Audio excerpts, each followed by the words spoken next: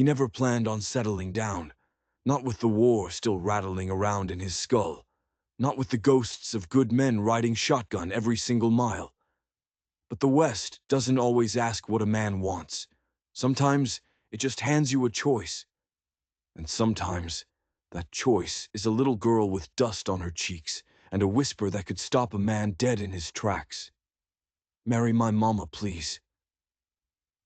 That's how the story starts, with a whisper on a forgotten road. But where it ends, well, that's something else entirely. The road into Eden's Hollow was barely a road at all, more like a rumor someone had scratched into the dirt. A thin, dusty ribbon winding between tired hills and lonely sagebrush. It was the kind of trail only two kinds of men rode, the ones looking for something they'd lost, and the ones trying to forget what they'd already found. Wes McCrae was the latter. He rode easy, one hand on the reins, the other resting on the saddle horn. His fingers would twitch now and then, like they missed the cold, hard weight of a trigger. The war had officially ended 6 years ago, but up in his head, it never stopped marching. It lived in the dark shadows of the trees. It lived in the dead silence between his own breaths. It lived in the way every creak of his leather saddle sounded like footsteps sneaking up from behind. He wasn't headed anywhere special, just west. Because the East held too many ghosts, the North had too many fences, and the South was nothing but heat and bad memories. But on that day, the trail made a choice for him. It was late afternoon when he saw her. Just a little girl, couldn't have been more than 6 or 7 years old. She was standing by a crooked signpost, clutching a bundle of dried flowers in one hand and a broken rag doll in the other. Her dress was dusty. Her boots were scuffed clean through to the sole. Her cheeks were smudged with dirt. But her eyes were wide and clear and steady. They were the kind of eyes that made Wes pull his horse to a stop without even thinking about it. She didn't wave. She didn't smile. She just stared. He nudged the horse a few feet closer, the creak of the saddle sounding like a gunshot in the afternoon quiet. When he dismounted, she didn't even flinch. She just blinked once, slow, and tilted her head, like she was trying to decide if he was real or just another mirage. "Howdy," Wes said. His voice was rough with road dust. And then she asked him the question. "You a good man?" she said, no hesitation at all. Wes blinked. That was a mighty big question coming from someone so small. "Mama says the Lord sends good men when you need one," she said, her eyes narrowing just a little. Wes adjusted his hat. "Well," he said, "sometimes the Lord's got a strange sense of humor." She looked down at her doll, picked at a loose thread on its cloth arm, and then looked right back up at him. "You going to marry my mama?" The air went dead still. Not a bird, not a breath of wind. Nothing. Wes scratched the back of his neck. Pardon?" She looked him square in the eye, her face as serious as a judge. "She needs someone. Mama won't say it, but I know she's tired. The sheriff says she has to marry him, but she don't want to. I told her I'd find someone better, someone kind." She paused, and her gaze felt like it was weighing his soul. "Are you kind, mister?" Wes let out a breath he didn't even know he'd been holding. "I try to be." She studied him for a long moment. Not like a kid, like someone who'd been forced to see the world for what it was, way too early. Then, without another word, she just turned and started walking. Down a little dusty footpath that led away from the road, toward a cluster of old pine trees. He looked at his horse, then back at the little girls retreating back. "Where exactly are we going?" he called out. "To Mama," she said, without even turning around. Wes hesitated for a second.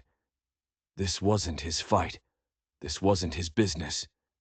But then he looked at the set of her small shoulders, marching forward with so much purpose, and he knew he didn't have a choice. He looped the reins over the signpost and followed. The path wound past an old wooden fence, its slats leaning like tired shoulders. Behind it stood a modest farmhouse.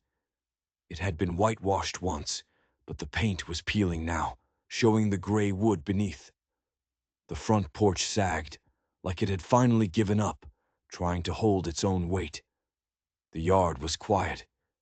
Too quiet. The girl walked right up onto the porch and turned to face him. "She's inside."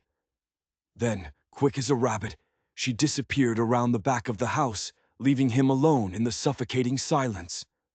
Wes climbed the steps slowly, each one groaning in protest. He pushed open the creaking screen door. And there she was, standing in the doorway, a double-barreled shotgun held steady in her hands. Steel in her spine. Ellie Lane. She was tall, with sharp eyes that missed nothing. Her brown hair was tied back in a bandana, her sleeves were rolled up, and her hands were calloused from work. There was no fear in her face. But there was plenty of something else. Grit, weariness, the kind of tired that doesn't come from a lack of sleep, but from carrying the weight of other people's choices for far too long. Wes raised his hand slowly. "Not here to cause trouble, ma'am." Her eyes scanned him, one long, slow pass from his dusty boots to the brim of his hat. "My daughter," she said, her voice flat, "has a habit of bringing strays home." A small smirk touched Wes's lips. "I ain't hungry, just surprised." "She talk your ear off." "She made a proposal." Ellie's jaw tightened. The barrel of the shotgun lowered just a half-inch. "I'm sorry," she said, her voice clipped. "She gets confused." "I don't think she is," Wes replied softly. The silence hung between them, thick and heavy. "She say why?" Ellie finally asked. "Said the sheriff's been pressuring you." Ellie didn't even blink. "Well, that part's true." She stepped aside. It wasn't an invitation, not really. It was just no longer a barricade. He stepped inside, slow and careful. The house smelled of coffee and wood smoke. The furniture was sparse, but the floors were clean. A small table was set for two. "I fought in the war," Wes said, his voice low. "I ain't looking for another one." "Is that what you think this is?" He shook his head. "I think your girl's scared, and smart, and she don't trust the man who's supposed to protect this town." "She's not wrong," Ellie said, her voice barely a whisper. Outside, the sound of the little girl's laughter floated around the house. It was a strange sound in this place, like a ghost that hadn't learned how to mourn yet. Ellie let out a long, slow sigh. "She doesn't know what I know," she said. "Sheriff Bo Tate isn't the type of man who takes no for an answer. I told him I'd never marry again." "And what did he say?" Wes asked, already knowing the answer. "He told me he'd make sure I didn't have a choice." Wes leaned against the wall, crossing his arms. "You asking for help?" "I don't ask for things I can't afford to pay back." "I'm not for sale," Wes replied. She looked at him then, really looked at him. And for a second, something flickered in her eyes. Doubt. Hope. Maybe a little of both. "My daughter thinks you're some kind of hero. I ain't." A ghost of a smile touched Ellie's lips. "Good," she said. "She's had enough of those." Just then, the back screen door slammed shut. The little girl, June, came running in, holding a jar filled with wildflowers. "Mama, he said yes." Ellie blinked. Wes let out a small chuckle. "I didn't exactly say." "She don't care," Ellie said, a real chuckle escaping her this time, despite herself. June beamed up at the two of them, her face a mask of pure, unfiltered joy. "Can we keep him?" And Wes, for reasons he couldn't begin to understand, found himself giving a single slow nod. "Guess I'm staying for supper." But he wasn't just staying for supper. He was staying for the storm that was coming. He just didn't know how bad it was going to be. He didn't know that Sheriff Bo Tate wasn't just a bully. He was a man guarding a secret buried right under their feet. The single kerosene lantern flickered, casting long, dancing shadows on the cabin walls. June was asleep on a small cot in the corner, her little chest rising and falling in a slow, steady rhythm. For the first time all day, the child looked like she felt safe. Ellie, on the other hand, did not. She sat straight-backed in her chair, every muscle in her body coiled tight, like a bowstring drawn and ready to fire. Her eyes kept flicking to the dark window every time the wind howled outside. She wasn't scared, not exactly. She was ready. "Biscuits are good," Wes said, trying to break the heavy silence. She just gave a small nod. "Squirrel stew's all we got this week. It'll do." Another silence stretched between them, thick as mud. "You didn't come here for the food," Ellie finally said, her voice quiet. "No," Wes admitted. "Didn't come here for anything. Just, your little girl gave me a reason to stop riding." Ellie's gaze drifted over to June, and her face softened, the way it only did when she looked at her daughter. "She sees too much," she whispered. "Hears too much." I try to shield her, but in a place this small, you can't. She took a shaky breath and started to talk. "Sheriff Tate started coming around about 2 years after my husband, Daniel, passed. At first it was just neighborly. Said it wasn't right for a widow to be out here alone. Said folks would talk. He helped fix the barn roof, ran off some coyotes. Simple things.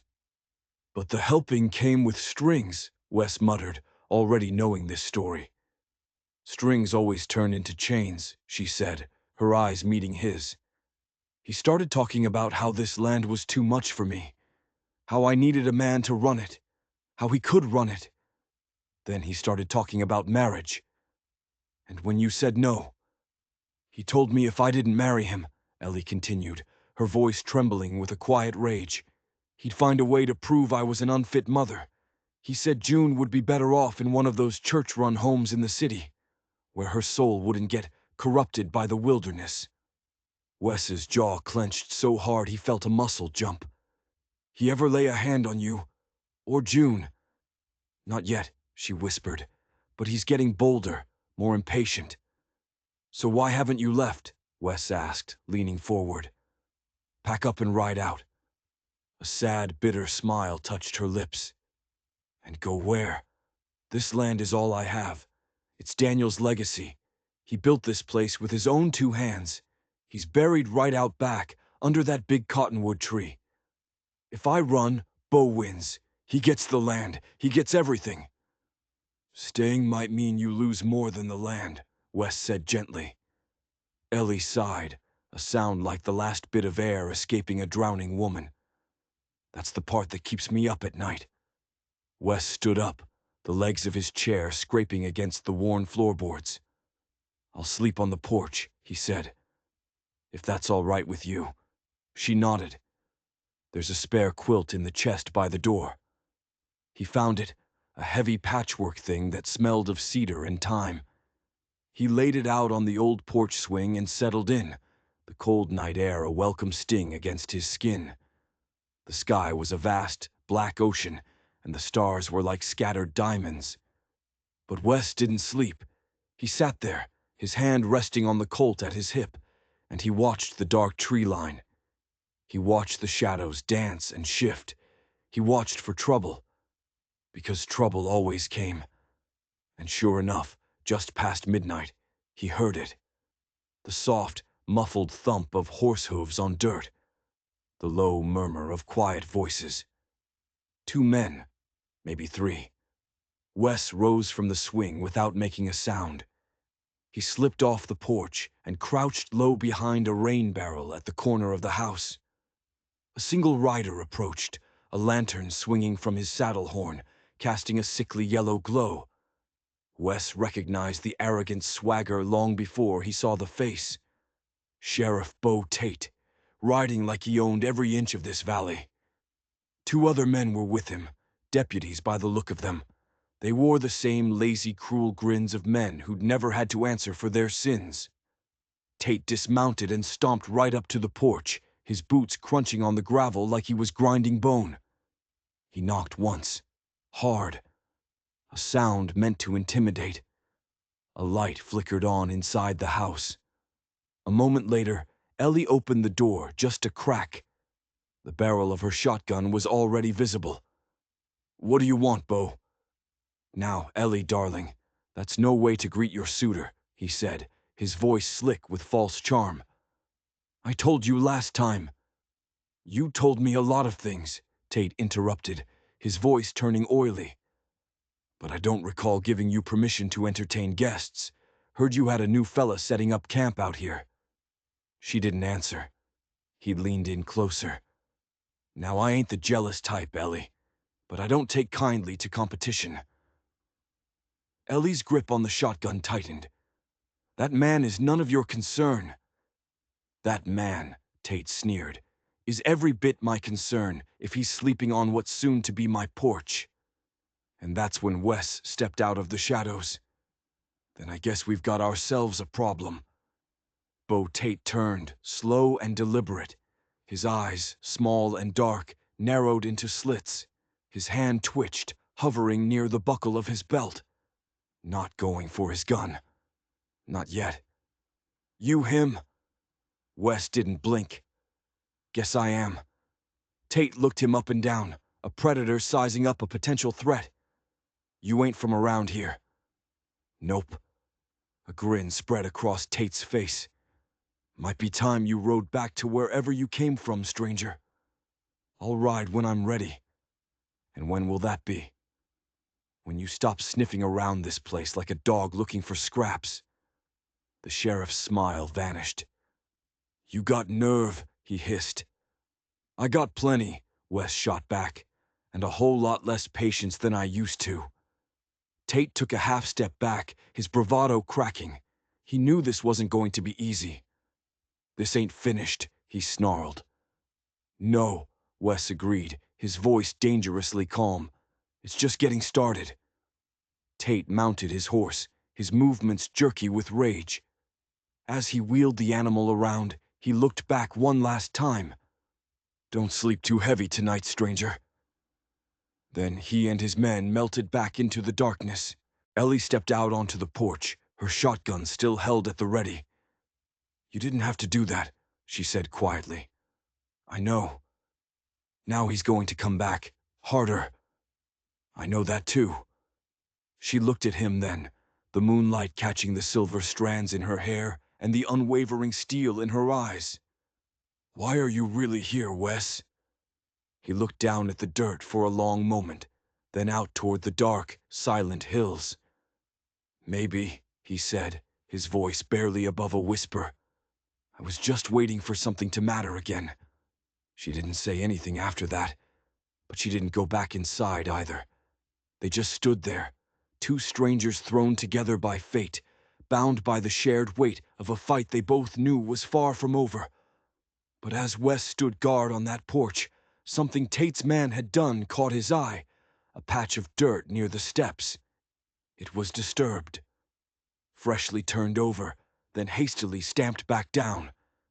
They hadn't just come to threaten, they'd been looking for something.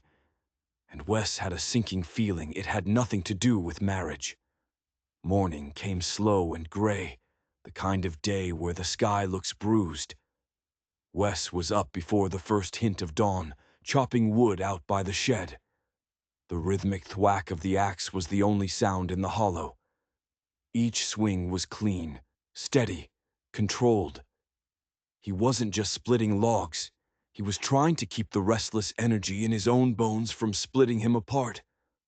Ellie watched him from the kitchen window, a tin cup of coffee held in her hands. She hadn't said much since the standoff with Tate. There was a new tension in her jaw, a deeper shadow in her eyes. Trouble hadn't just knocked on her door last night, it had tried to kick it down. When the sun finally broke over the hills, Wes had a stack of firewood that could last them through a hard winter. "You planning on building a fortress?" Ellie asked, her voice dry as she stepped out onto the porch. He wiped a line of sweat from his brow with the back of his sleeve. Thinking about it. She handed him a cup of coffee. Tate's a coward during the day.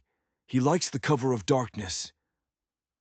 Wes took a long sip, the hot liquid chasing away some of the night's chill.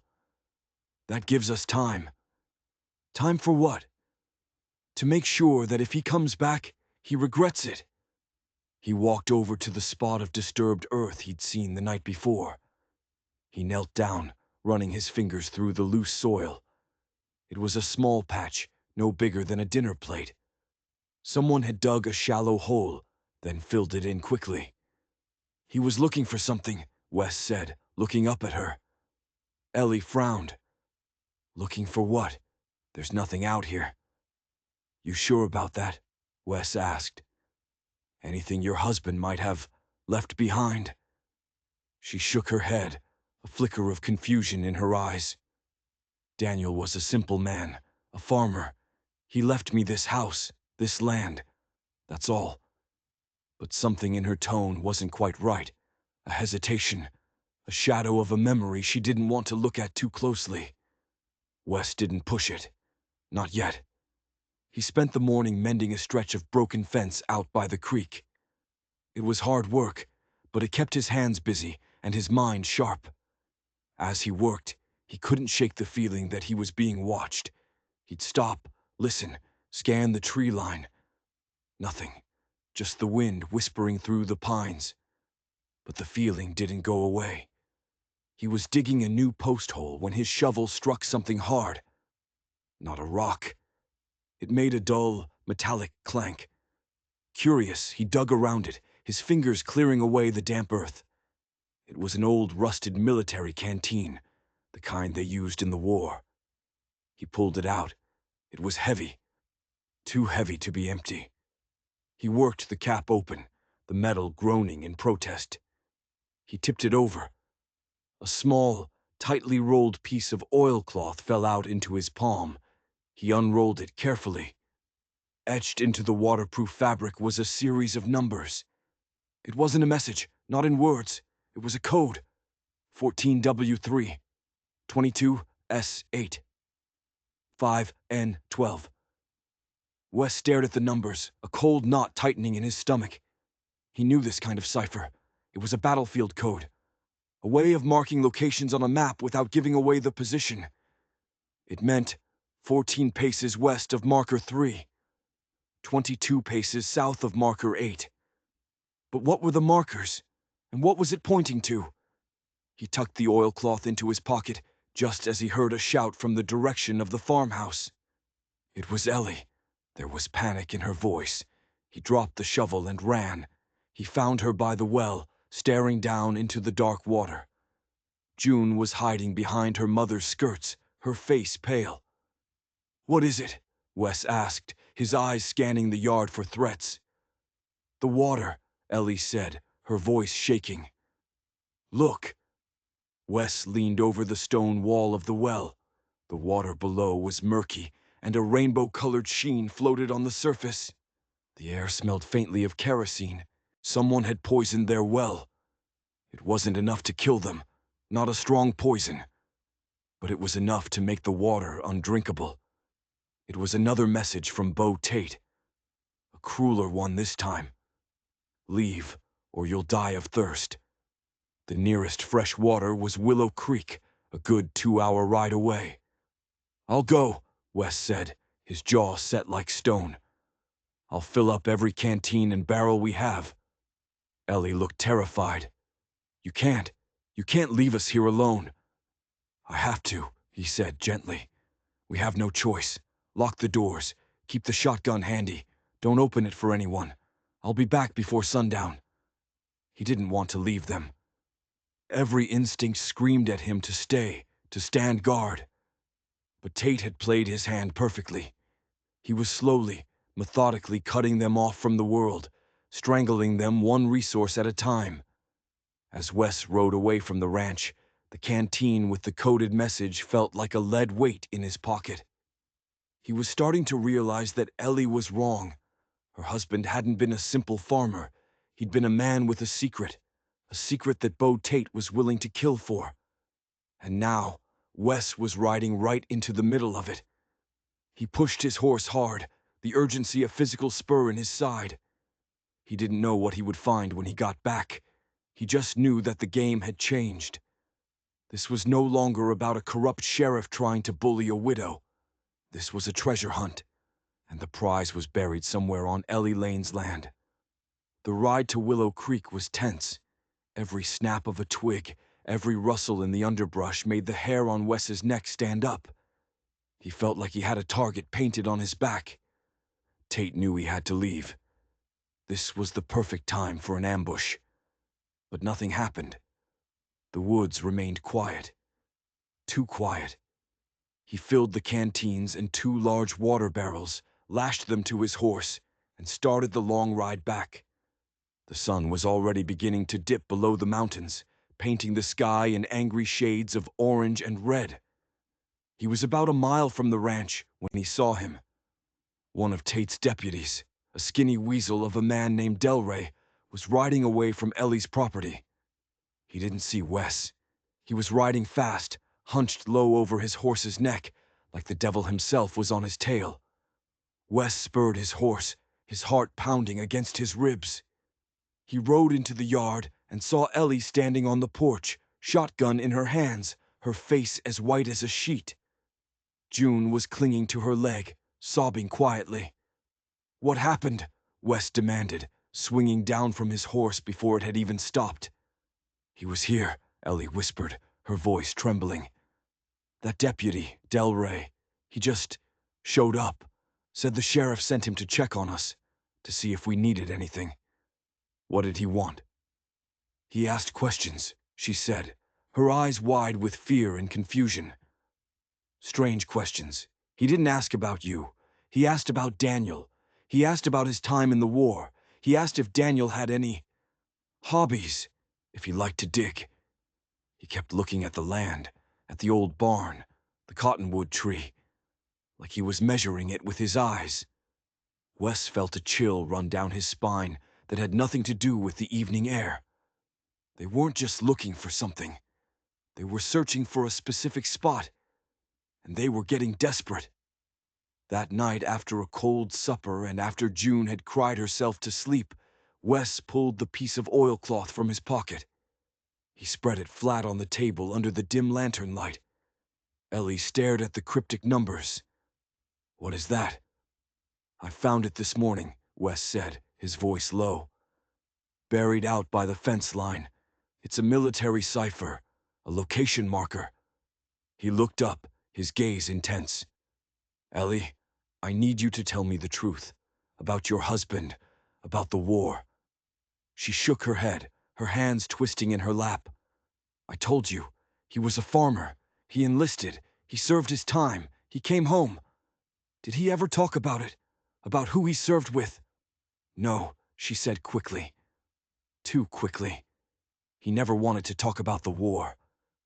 "Did he know Bo Tate before the war?" She froze, the blood drained from her face. How did you know?"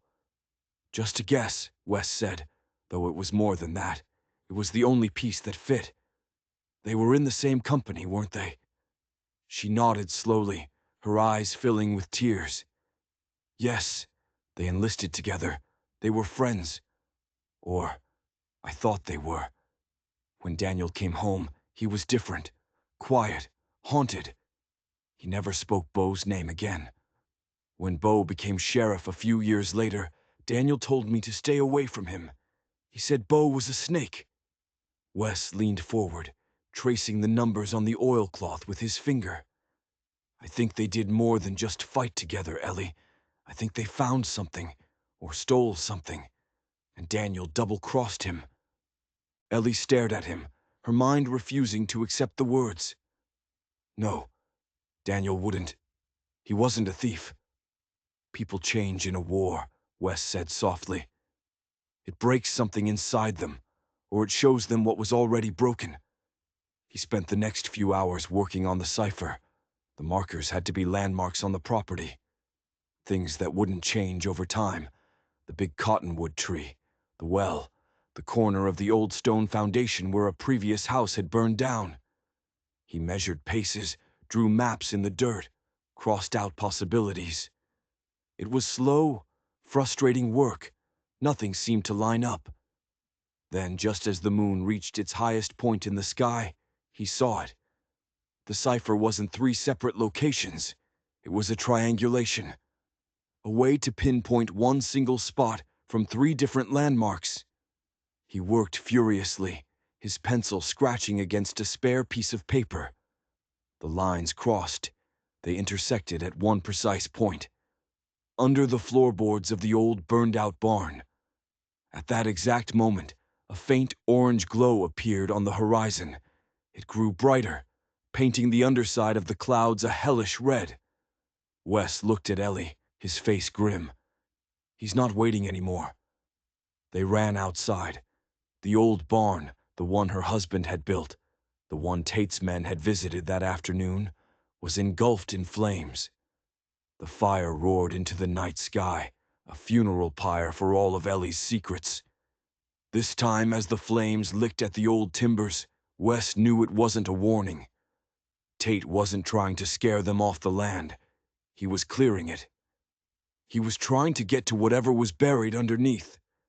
They fought the fire with buckets and wet blankets, a desperate, hopeless battle against the raging inferno.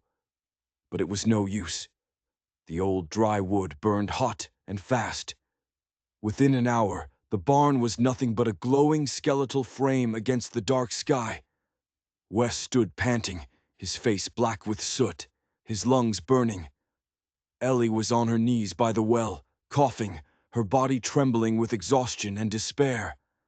June was huddled beside her, her small face streaked with tears and ash. As the embers died down, Wes walked towards the smoldering ruins. Just like he expected, there was a message. Not carved into wood this time. Tate's men had used rocks to spell it out in the dirt, large enough to be seen from a distance. It wasn't, "She is mine." It was two words. "Where is it?" The question hung in the smoky air, an accusation and a threat all in one. Wes walked back to Ellie. He knelt down in front of her, his expression leaving no room for any more lies, any more half-truths. "It's time you told me everything, Ellie," he said, his voice quiet but firm. "It's not about you anymore. It's about what Daniel buried under that barn." The fight finally drained out of her. The years of holding on to the secret, of protecting the memory of the man she thought she knew, it all came crashing down. A single tear rolled down her cheek, cutting a clean path through the soot. "He told me," she whispered, her voice cracking. "Right before he died. He made me promise I would never tell anyone." "Tell them what, Ellie?" She took a ragged breath. "The payroll. It was near the end of the war. Their company was guarding a Union payroll. Gold coin. A fortune. There was an ambush. Everyone was killed. Or, that's what they reported. But it was a lie."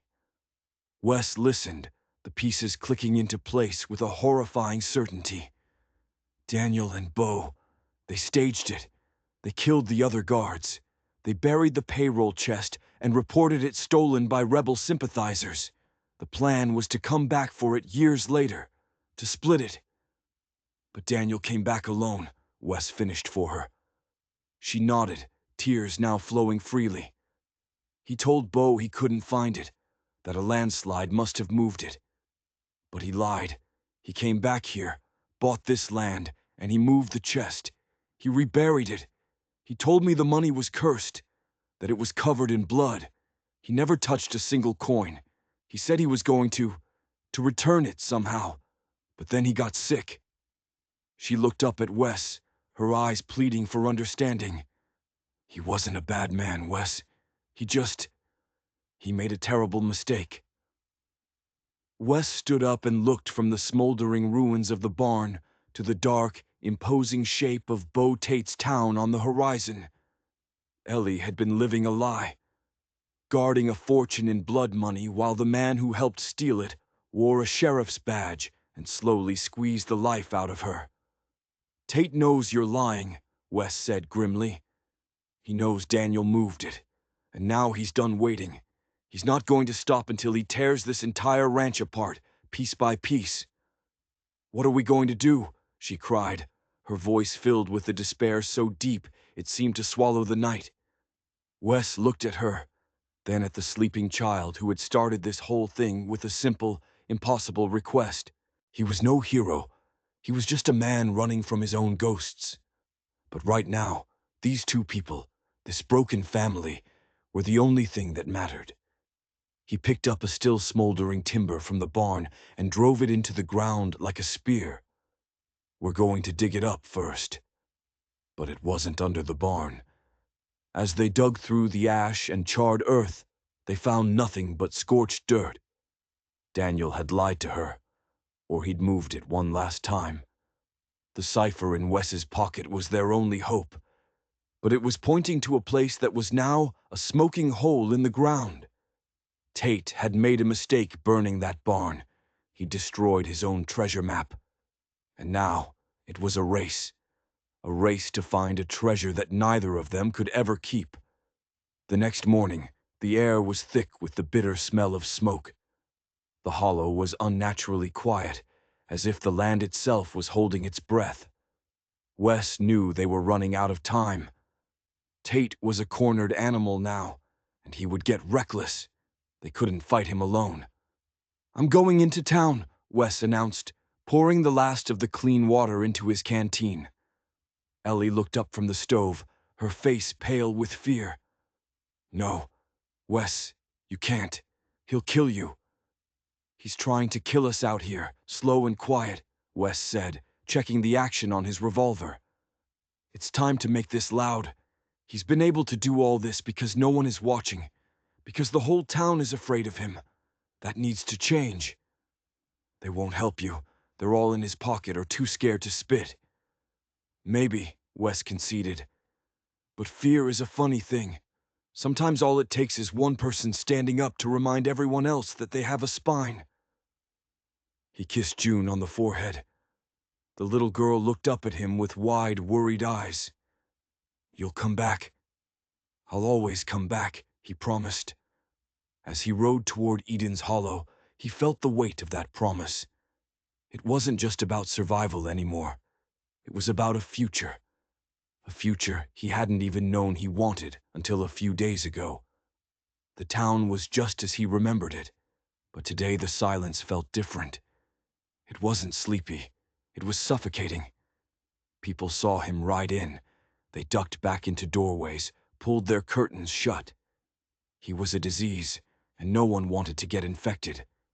He didn't go to the saloon. He didn't go looking for Tate. He went to the church. The old building stood on a small hill overlooking the town, its white paint peeling, its steeple leaning just slightly to the left, like a tired old man. He found Reverend Samuel Jasper sweeping the front steps. He was a gaunt man with eyes that had seen too much and a mouth that was permanently fixed in a grim line. "The Lord's house is open to all sinners," the preacher said without looking up. "But we're a bit short on miracles today." "I'm not looking for a miracle, Reverend," Wes said. "I'm looking for a man." Jasper finally stopped sweeping and looked at Wes. "You found one. What's left of him, anyway?" Wes told him everything. About June, about Tate's threats, the poisoned well, the fire. He told him about the payroll. The preacher listened, his expression never changing. When Wes was finished, Jasper leaned his broom against the railing and sighed. "I knew Daniel Lane," he said, his voice raspy. "He came to me, you know, after he got back from the war. A man carrying a heavy burden. He talked a lot about atonement. I never knew what for. I guess now I do." "Tate was his partner," Wes said. "And now he wants his share. He'll kill Ellie and June to get it." "And you want me to do what? Quote scripture at him?" the preacher asked, a bitter edge to his voice. "I want you to ring that bell," Wes said, nodding toward the belfry. Ring it loud. Get the people out of their houses. I'm going to face Tate in the street, and I want the whole town to see it. He can't hide in the dark anymore." Jasper looked at Wes, then at the town cowering below them, then back at Wes. "You're a fool. He'll put a bullet in you before you can even clear your holster." "Probably," Wes said. "But they'll see it. They'll see their sheriff murder an unarmed man in broad daylight. And maybe, just maybe, that'll be enough." A long silence passed. The wind whistled through the church's eaves. "He foreclosed on the Miller family last month," Jasper said quietly. "Took their farm. Old man Miller had a bad crop, fell behind. Tate bought his debt for pennies and threw them out on the street. They have a daughter, about the same age as Ellie's girl." A flicker of something, anger, resolve, lit the preacher's tired eyes. "All right, Mr. McCrae," he said, turning toward the church doors. "You'll get your audience." Wes walked back down the hill and into the center of the main street. He stood there, in the middle of the empty road, and he waited. It didn't take long.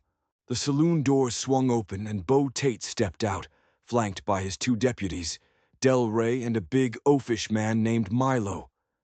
Tate's face was a mask of smug confidence. "Look what the wind blew in," he sneered. "Come to beg for your life, drifter?" "No," Wes said, his voice carrying in the dead quiet. "I came to tell you it's over." Tate laughed, a harsh, ugly sound. "It was over before you even rode into my town." "It's not your town, Bo. It never was." And then it began. A slow, mournful dong from the church on the hill. Then another, and another. The sound of the church bell, a sound usually reserved for Sundays or funerals, echoed through the valley. Doors opened. Windows slid up. People emerged from the shadows, their faces a mixture of fear and curiosity. They gathered at the edges of the street, a silent, watching crowd. Tate's smirk faltered. He glanced up at the church, then back at the growing audience. This wasn't how he operated. He liked fear. He liked whispers and shadows, not daylight, not witnesses. "You're making a mistake," he hissed at Wes, his hand dropping to his gun. "No," Wes said, holding his hands out, open and empty. "The mistake was yours. You thought these people were sheep. But even sheep will stampede when the wolf comes for their lambs." From the crowd, a man stepped forward. It was the blacksmith, a giant of a man with arms like tree trunks, his leather apron still on. He held a heavy hammer in his hand. Then another stepped out, the storekeeper. Then two ranchers Wes had seen on his first ride into town. They didn't draw guns. They just stood there, watching, bearing witness. Tate was losing control. He could feel his power, the power he'd built on fear, evaporating in the midday sun. He looked at Wes, his eyes burning with pure hatred. He had to end this. Now. "You should have kept riding," Tate snarled, and his hand moved. But just as his fingers brushed the handle of his pistol, a small voice cut through the tension. "Papa said the secret garden was under the rock that looks like a hat." It was June. She was standing beside the blacksmith, holding his hand. Ellie was right behind her. She had followed him. She had brought their daughter. Tate froze. His eyes darted from Wes to the little girl. Wes's mind raced. The rock that looks like a hat. He had seen it. An unusual rock formation out by the creek, near a lightning-scarred tree. The cipher, the markers. He had been using the wrong landmarks. The broken oak wasn't a landmark. It was a clue. The treasure wasn't under the barn at all. And in that moment of stunned silence, Wes knew two things. First, he knew where the gold was. And second, he knew Bo Tate would never leave Eden's Hollow alive. The standoff in the street shattered. Tate, his face a twisted mask of fury and greed, realized his mistake. The gold wasn't under the barn. He'd been played by a dead man. He looked at Ellie, his eyes promising a world of pain. "You knew," he hissed. Before he could make a move, the blacksmith took a step forward, hammer held ready. The other townsmen closed in. For the first time, Bo Tate was surrounded. His authority, his badge, it meant nothing now. It was just him against a town that had finally found its courage. He and his deputies backed away slowly, their bravado gone, replaced by the cornered look of wolves facing a pack of hounds. They mounted their horses and galloped out of town, kicking up a cloud of dust and impotent rage. But Wes knew this wasn't over. Tate wasn't running. He was regrouping. He was going for the gold. "The creek," Wes said to Ellie, his voice urgent. "The scarred oak tree by the rock formation." They raced back to the ranch, the blacksmith and a few of the other men following. There was no time to lose. They found the spot easily. A large, flat rock that did, indeed, look like the brim of a hat. It took 4 of them to pry it loose. Underneath, the earth was softer. They started digging. Minutes felt like hours. Every sound from the woods made them jump. They were exposed, vulnerable. Then, the shovel hit something hard. A wooden chest, bound with iron straps. They hauled it out of the ground just as the sound of galloping horses echoed through the trees. Tate was back. And he'd brought every hired gun and lowlife loyal to him, at least a dozen men. "That's far enough," Tate shouted as he and his men burst into the clearing, rifles raised. "Step away from my property." Wes and the townsmen stood their ground, forming a protective circle around Ellie and June. They were outnumbered, outgunned. "It's over, Bo," Wes said, his hand resting on his Colt. "The whole town knows. There's no walking away from this." Tate laughed, a wild, unhinged sound. "You think I care about the town? I'll burn it to the ground. I just want what's mine." He gestured to the chest. "Open it." Wes looked at Ellie. Her face was grim. "Daniel said there was a secret," she said, her voice low enough that only Wes could hear. "A last resort. He learned things in the war, how to build traps." Wes's eyes narrowed. He looked at the chest. It was a standard army strongbox, but there was something off about the lock. An extra pin, a small, almost invisible wire. It was booby-trapped. "Go ahead, Bo," Wes said, stepping away from the chest. "It's all yours." Tate's eyes gleamed with suspicion, but his greed was stronger. He dismounted and strode toward the chest, kicking the lid open with his boot. For a second, nothing happened. The chest was filled to the brim with gold coins, shimmering in the fading light. Tate let out a triumphant roar and plunged his hands into the gold. And that's when the trap sprung. It wasn't an explosion. It was something far more clever. A series of small bladders hidden under a false bottom burst, spraying a thick, viscous liquid all over Tate and the coins. It was indelible ink, the kind used to mark prisoners and brand livestock. A deep, permanent purple. A dye bomb. Tate screamed, trying to wipe the thick purple goo from his face, his hands, but it only smeared. The gold coins were stained, worthless to anyone who couldn't explain how they got them. In that moment of chaos, the first shot rang out. Not from Wes, but from the trees. The old Reverend Jasper stood there with a rusty hunting rifle, his face set in a grim line of righteousness. The fight was short and brutal. Tate's men, seeing their leader screaming and covered in purple dye, lost their nerve. The townsmen, filled with a righteous fury that had been simmering for years, fought with a ferocity that stunned them. When the dust settled, Tate's gang had either surrendered or fled. Bo Tate himself didn't get that far. He tried to run, but Milo, his own deputy, the big, oafish man who had followed him blindly for years, stood in his way. "It's over, Sheriff," Milo said, his voice heavy with shame. Tate, blinded by rage and purple ink, drew his gun, but he was too slow. Wes's Colt fired once. The shot was clean, precise. Beau Tate fell to the ground, his reign of terror ending not with a bang, but with a puff of dust and the quiet click of an empty chamber. The silence that followed was broken only by the sound of June running to her mother. The stolen Union gold was returned. The story came out, and Eden's Hollow, a town that had been slowly dying under the thumb of a tyrant, was reborn. They rebuilt the barn, bigger and stronger this time. The whole town came to help.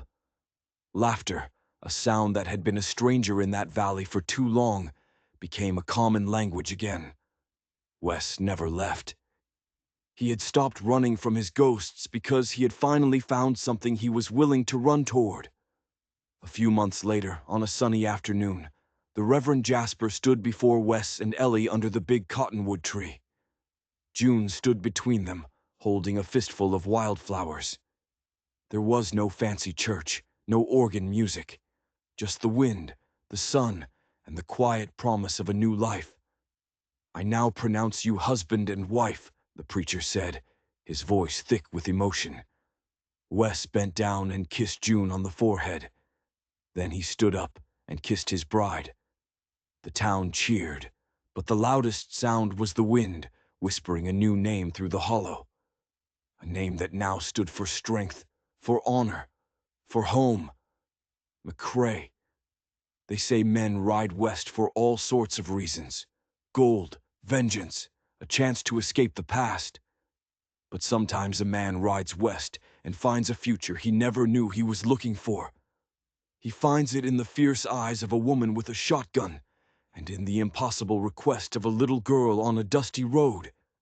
If you enjoyed this story of a town finding its courage and a family finding its hero, don't forget to like and subscribe.